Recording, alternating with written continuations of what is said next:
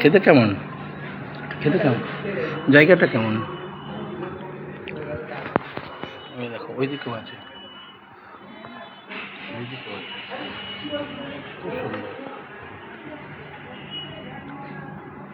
VM টাইপের।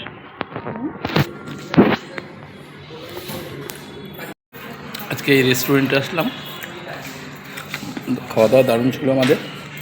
শুধু তোমার কথাটা মনে পড়লো বারবার করে। দারুণ রেস্টুরেন্টটা ছিল, সেরা, দেখার মতো। শুধু তোমার কথাটাই মনে পড়ছিল বারবার করে।